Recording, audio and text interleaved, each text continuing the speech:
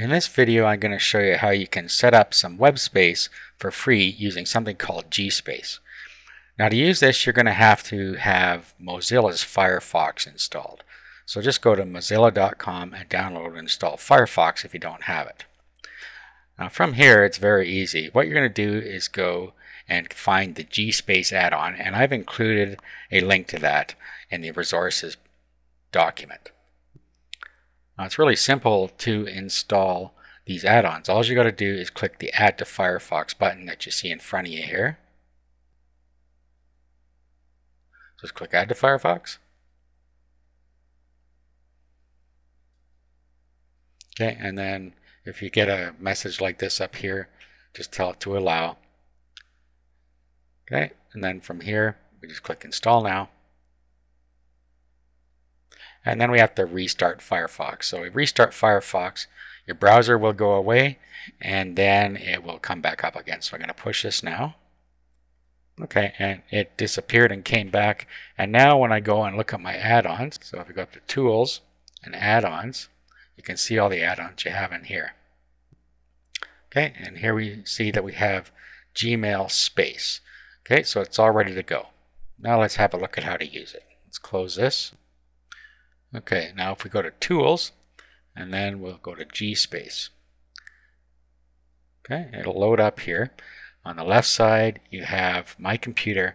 On the right side, you have My Gspace. Now, of course, you're going to have a Gmail account. So if you don't have one, you're going to have to sign up and get one now. So to do that, just go to google.com. Well, let me show you here. Go over to Google. Okay, and then just click on Gmail. And then you can create an account from here. Just down here, click Create an Account. And then you'll have a Gmail account that you can use with Gspace. Okay, so first thing you're going to have to do when you come in here is manage your account. So if you just created it, you can put your Google account in here. Otherwise, if you already have one, just add your Google account in here. Okay, so I added my account. And of course, you can just keep adding as many as you want here if you have multiple accounts. Okay, now you'll see that we have our account showing here that we just set up. And if you have multiple accounts, there's a drop-down list. So all you got to do now is click Login, and then you can put your password in here. Now if you click the Save Password button, let's go back here. If you click the Save Password button over here, remember password, then it will be able to skip that step every time because you've told it to remember it. But in this case, I didn't do that. So we'll do login. I'll key in my password.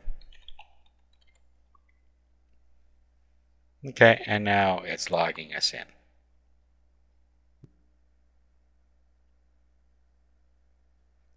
Retrieving the files. Okay, and I have nothing in there.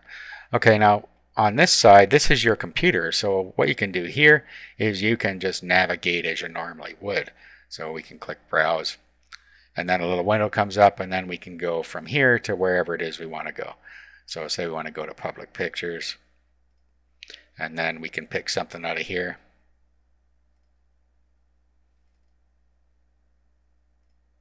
Okay, and then here are the files in the folder.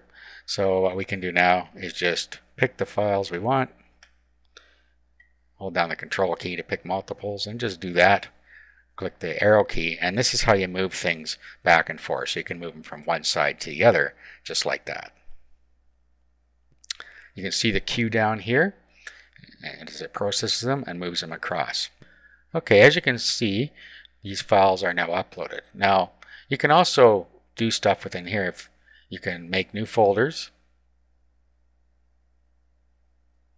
So you just right click here, and we can do a create directory, and then we can create multiple directories within here to store our files. So we could say docs, for instance, or whatever you want. It doesn't matter. You want to store some documents in there, you might want to create a folder called docs, and then you can double click there, and you can upload your docs in there. And then you can navigate, of course, back and forth just by using this. This is pretty standard symbols. You should recognize those. Okay, here's your delete. That'll delete it for you. Over here, you can refresh to see if any changes are in there. And then this is your create directory, which I did as a right click as well. You can do it either way. Okay, so that shows you how you can use Gspace and your Gmail account to create some additional free web space.